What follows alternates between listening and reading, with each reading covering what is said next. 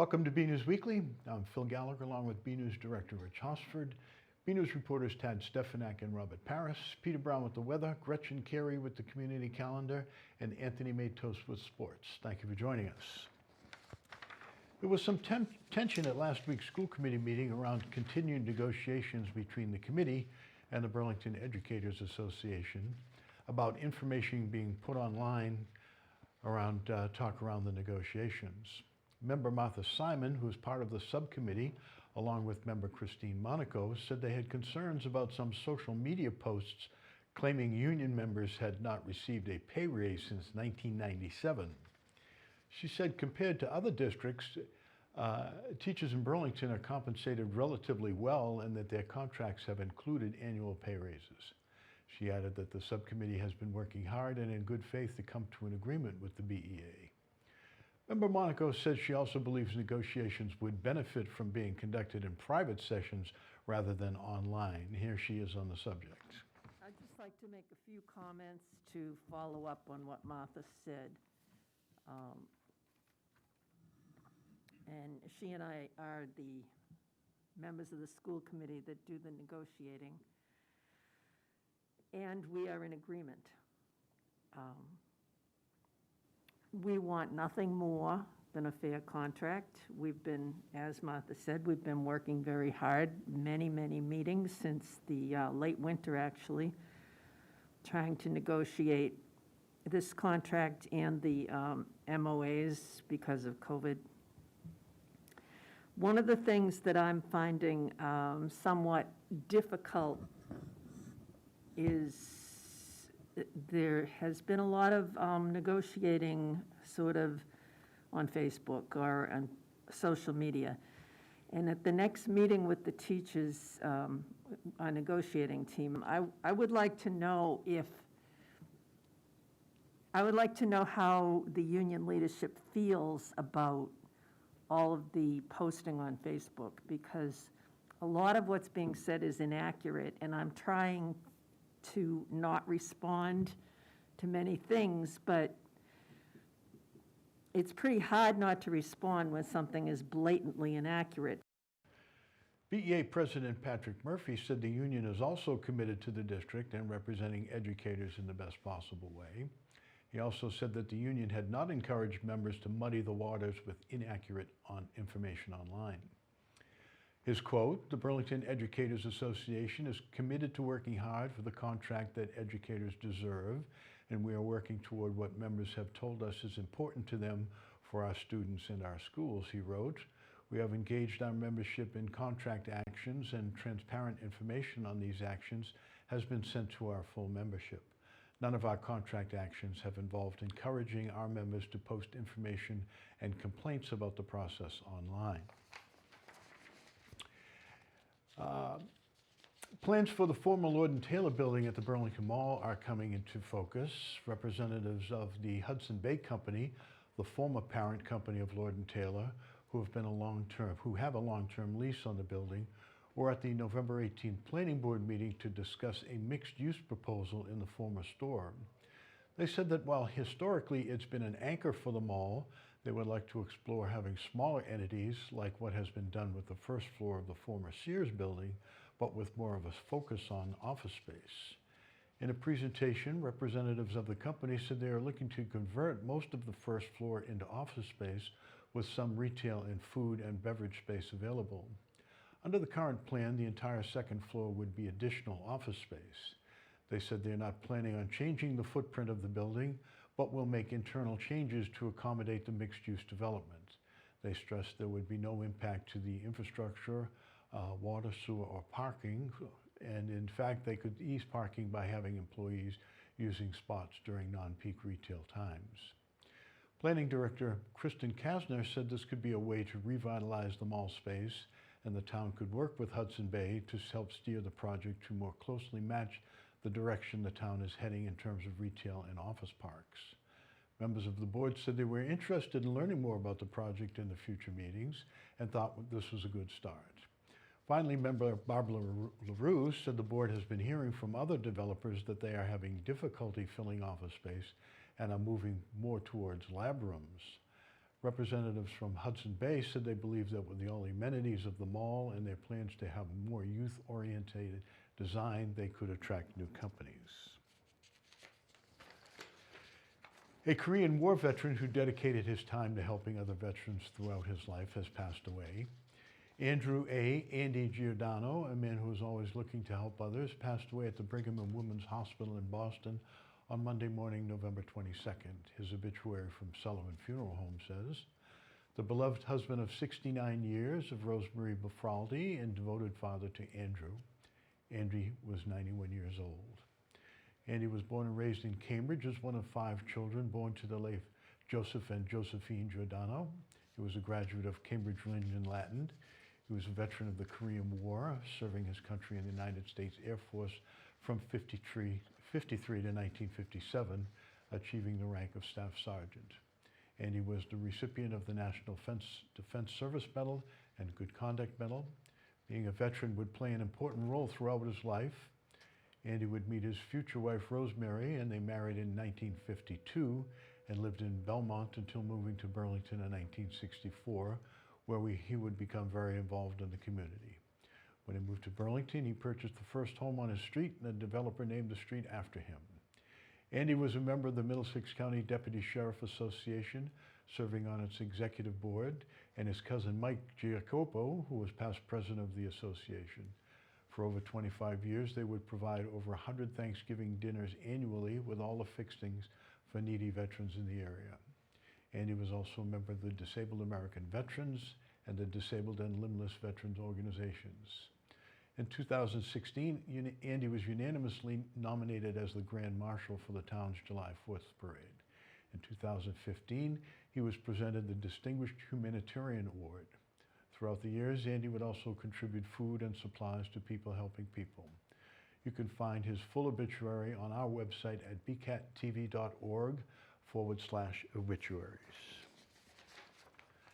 Viewing sculptures is not just a daytime activity anymore. Now everyone can enjoy Burlington Sculpture Park at all hours thanks to a donation from Bob Navola of Bob Navola and Sons Irrigation and Landscape Lighting.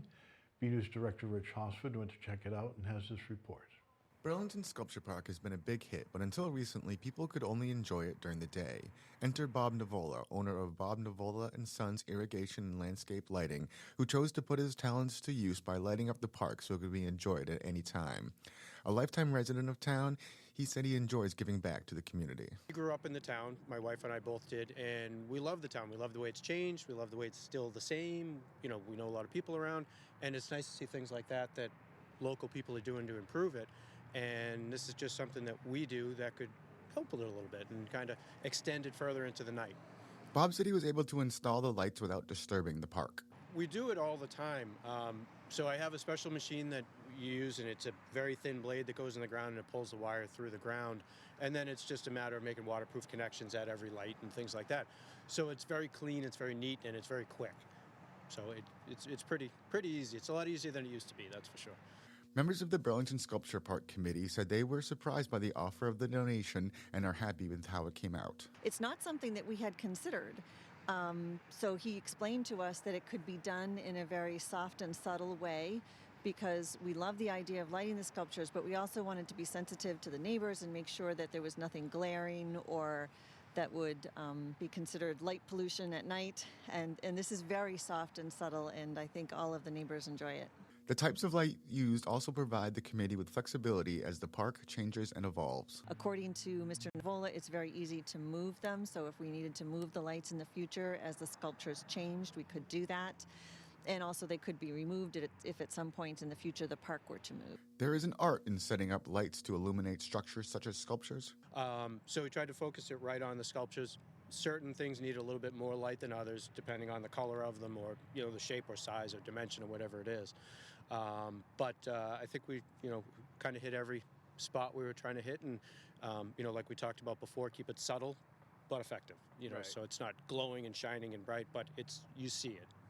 Finally, Barbara said she thinks the project came out really well and is happy that people can enjoy the park at all hours. I think it looks wonderful. I think it it extends the time that people will be able to enjoy the park, because especially at this time of year, it gets dark so early that no one really can see anything that's in the park without the lights after 4:30 in the afternoon. But now with the lighting, even people who are driving by can enjoy the sculptures just as they drive by or walk by, because they're lit up and yet it's not glaring. From the Burlington Sculpture Park, I'm BNEWS Director Rich Hosford. Last year, there was definitely something missing in the stretch between Thanksgiving and Christmas in Burlington, the normal holiday traffic.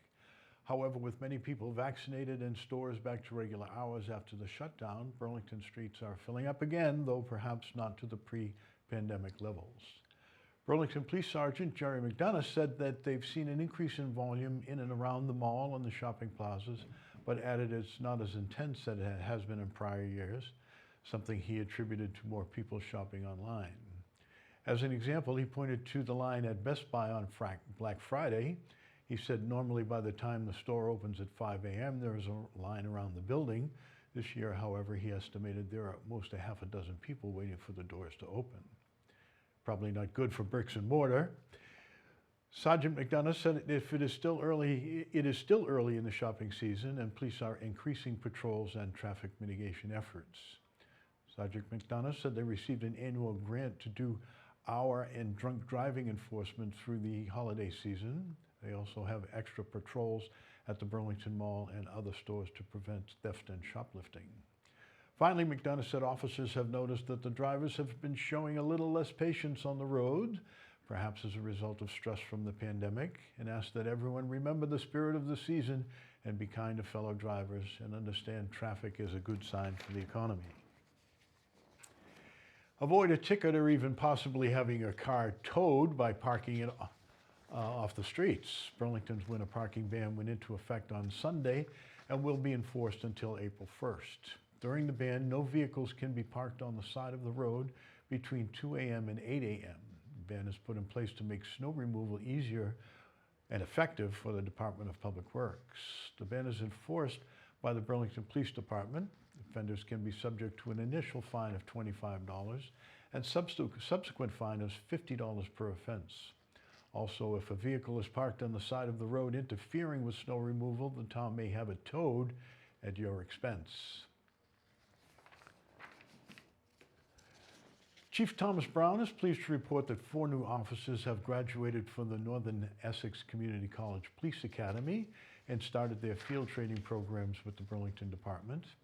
Officer Daniel Murphy, Officer Colton Bader, Officer Joe Belcito, and Officer Richard Raleigh were appointed on May 24th before they began training at the Northern Essex Community College.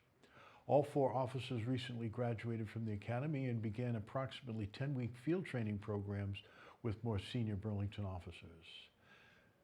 According to the chief, these 4 officers did us proud while they are at the police academy with their hard work, open minds, and persistence, and I'm pleased to have them patrolling Burlington's neighborhoods while learning from more senior officers as part of our training program, said the chief. I hope community members will welcome and get to know them as they begin their new careers and further their already extensive training here in the community. It's the time of year for presents, packages, wrapping paper, and bows. BNEWS Green Corner has some tips to help you make your holiday gift giving more earth-friendly. Let's have a look.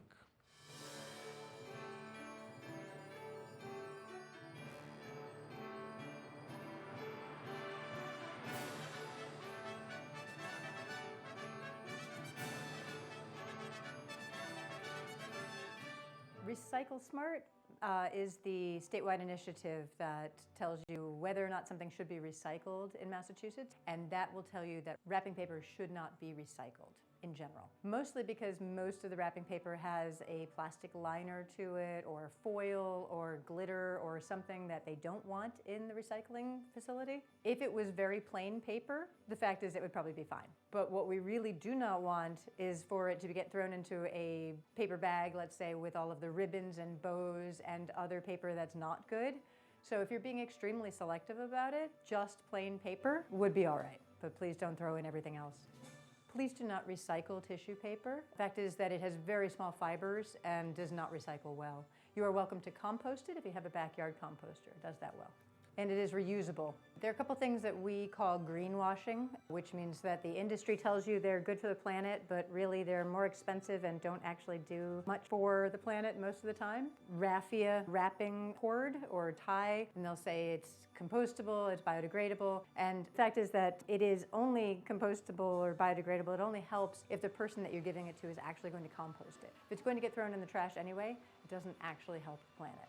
So think about who you're giving this gift to is my suggestion. And I know that we live in a very commercialized and product-driven world right now, but think about the person you're giving it to and whether or not they really want another gift or another something in their house, okay? I say this because my parents made me really think about it when they said to me, we don't want anything more to dust. And it made me stop and think, all right, I have to get creative now, right? So think about sharing an experience with the person you care about or the person you're giving to. So could you instead take them to a movie? Could it be tickets to a show or a concert? Could you take them out to breakfast? Is spending time with them what they really want from you? Or perhaps a card telling them how much you really care about them and think well of them? Will that mean more to them when they're having a bad day and they can open it and read that all over again? Consider things that are experiences for them, right? Would you take them out skiing or take them out boating? Something that they haven't done but you could share with them that means a lot to you and will mean a lot to them in the future. So future memories for them. Most of us have in some way bought into this new living where things arrive on your porch and you have lots of boxes in your garage at the end of the day. Consider using those boxes over again and all of the packaging that comes with it. A lot of questions about packaging and whether it's recyclable, and the fact is that if it is a paper product, it probably is. If it is a plastic product like bubble wrap or air pillows, those are something that should go back to a grocery store with your plastic bags and get recycled that way. But the better choice is always to reduce, reuse, recycle in that order. So if you can reuse it rather for Christmas, for instance, and especially if you're going to be shipping any packages, consider reusing that material. And you might reach out to, if you have a lot of it, reach out to your local shipping stores to see if they need any material.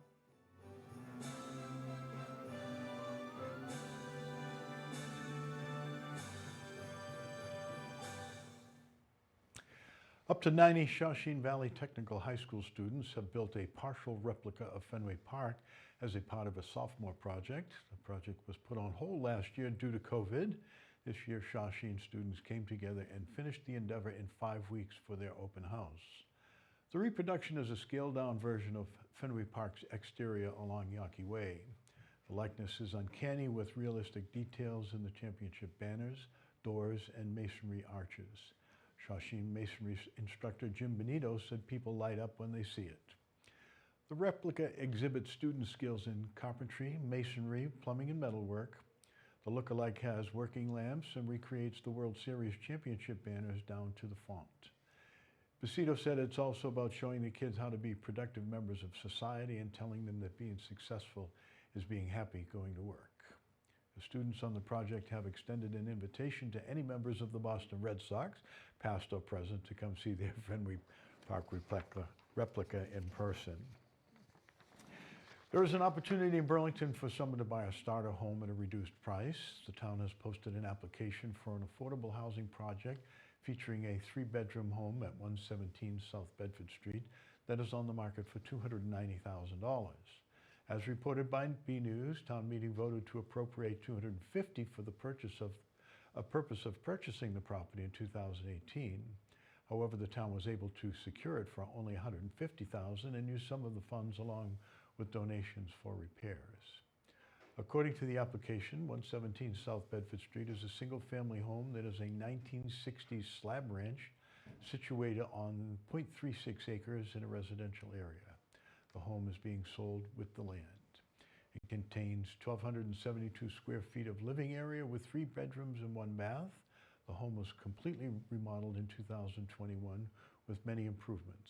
There is a new roof, siding, windows, doors, and vinyl plank flooring throughout. New kitchen cabinets with granite tops and appliances including stove, refrigerator, microwave, dishwasher, and garbage disposal. The deadline to apply is January 10, and there are a number of conditions potential buyers have to meet. You can find a link to the application on our website at bcattv.org/bnews. We go now to BNews weatherman Peter Brown to see the forecast for the full week of December. We'll also, for the first week of December, we'll also check out the community calendar with Gretchen Carey to see what's happening in Burlington. Well, hello everyone. This is Peter Brown with Look at Your Weather for the next 7 days. Here we are in December. We are in meteorological winter now. I know it's hard to believe, especially for those of us who are warm weather fans, that we are in the absolute antithesis of what we really love. But nonetheless, it is winter. We are heading on through December and on to the holiday season. Hope you all had a great Thanksgiving. And now as we start out our period on Friday, we're supposed to be seeing temperatures at this time of the year now only in the low to mid 40s, and it's going to be actually pretty chilly out there if you're stepping out on Friday. We're probably going to be seeing temperatures only upper 30s to around 40, so a definite real midwinter feel out there. And as we round out our period getting into Thursday of next week, again, this time of the year, temperatures keep getting colder and colder for the next 6 weeks or so, so we're only supposed to be seeing temperatures in the low 40s at this time of the year. And that's pretty much where we're going to be for the next couple of days or so. We're going to be pretty average in terms of temperatures and our precipitation. Nothing crazy out there. No big storms coming. Of course, if you notice, our sunsets right now are at 4:12 in the afternoon. That is actually the earliest that the sun is going to be setting. So we are getting towards that time of the year where the days will start getting longer again in a couple of weeks. So that is one good bit of news. So as we go ahead, let's take a look at what the Climate Prediction Center is calling for us here in the Burlington area in terms of temperatures and precipitation for the next 7 to 10 days. And again, looking at our temperature map, it looks like a vast majority of the country is expecting at or above average temperatures. Us here in the Burlington area and most of New England, we're expecting about average temperatures, and that's pretty much what I'm seeing as well going ahead with the next 7 days. And looking at our precipitation chances, this is also some good news for us as well. Looks like we're going to be having average precipitation, maybe some slight chances of above average precipitation, especially if you get just north and west of us, and that's going to be reflected in some rain that we're going to be getting over the next 7 days. Again, it doesn't look like we're going to be getting any much of the white stuff out there, so for those of you who really don't want to be looking at getting out those shovels and everything, this is going to be the forecast for you. So as we go ahead, let's take a look at those 7 days of weather coming up here in the Burlington area. And again, starting out on Friday, we're going to be seeing those mostly sunny conditions out there.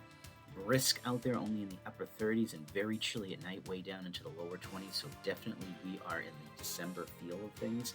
Now as we get into the weekend, looks like we're going to moderate our temperatures a little bit. And if you're joining us on Sunday for the tree lighting on Burlington Town Common, looks like temperatures going to be fairly pleasant in the mid 40s. Some pretty sunny skies out there, maybe getting some clouds as we head in towards the late evening. And that's going to set us up for a chance of some rain and milder conditions when we get into Monday. Again, temperatures by then in the low 50s. We're going to cool it back down again by the time we get to Tuesday, back down to around 40 again. And then we're going to see another brief warm-up by the time we get to Wednesday, with temperatures getting, again, back up in the upper 40s to near 50, again with a chance of rain, so no snow. And then we're going to round out our period on Thursday with some pretty average temperatures, again, cooling down there back into the low 40s. So everyone, get out there, enjoy the weather, and have a great week.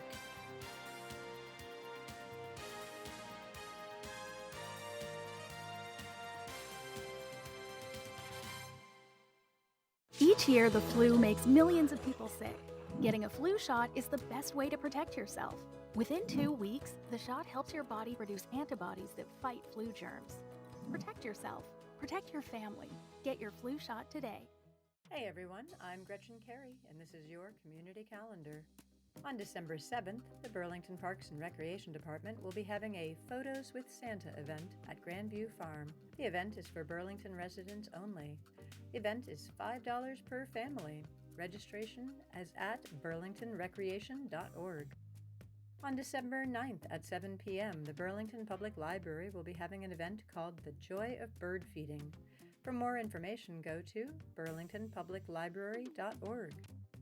On December 11th and 12th, Wayside Commons is having an event called Winter Wonderland. Everyone is welcome, and for more information, go to the following website. I'm Gretchen Carey, and that was your Community Calendar. The fall sports season has come to a close and athletes are gearing up for the winter session. For a look at the final bit of action and a preview of what's to come, we go now to BNEWS sports reporter Anthony Matos for this week's sports report. Hey everyone, I'm Anthony Matos and this is your weekly sports report. I hope everyone had a great Thanksgiving. On the topic of the holiday, the Burlington Red Devils took on the Bedford Buccaneers that morning. We now go to the highlights. In the first quarter, Bedford had 3 touchdowns, 2 by Eric Miles and 1 by Jake Morrison.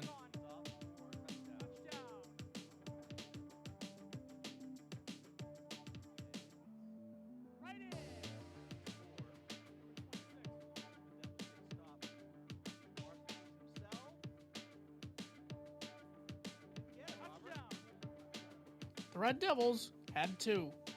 One from Sammy Doherty and another from Aiden Noak.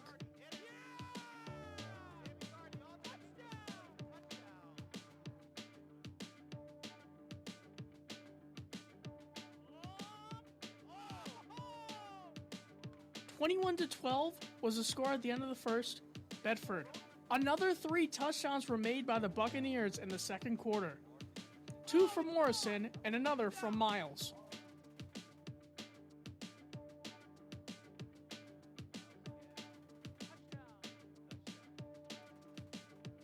Halftime score, 41-12, Bucks. Burlington and Bedford both got another touchdown in the third quarter. 1 from Morrison and another from Adam Eldeeb. At the end of the third, it was 48-18. Bedford had 1 final touchdown in the fourth quarter. The final in the game was 55-18, Buccaneers. 13 seniors will be departing from the team and the Red Devils finished with a 2-9 record.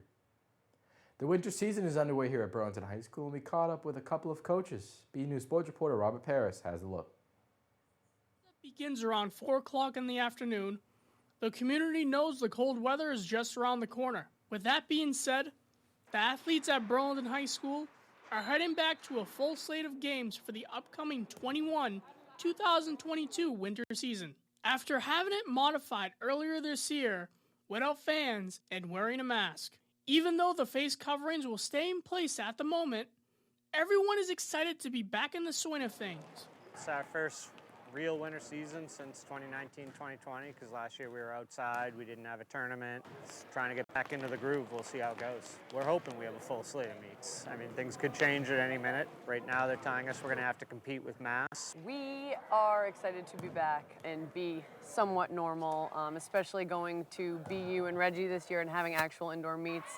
More than 5 meets this year. The girls are ready to go. They're excited about it. There's a spark in their eye, and they're really excited to be back, and so are we. And our numbers are pretty good, and we have a solid group that's ready to go. Last year was certainly a challenge, but we had a lot of support from everyone to make it happen. The team was happy that they got to get in the gym, they got to work out, they got to practice. Competing virtually was certainly a new experience. But the thrill of competition was still there. They saluted the judge, they had to do their best, and they got a score. And then the next meet, they had to beat that score. And it was different, but it was something. The most exciting part about this year is that we get to get back in and see our competitors live and in person. And we learn from that. We learn from seeing them compete. We learn from being in front of the judge.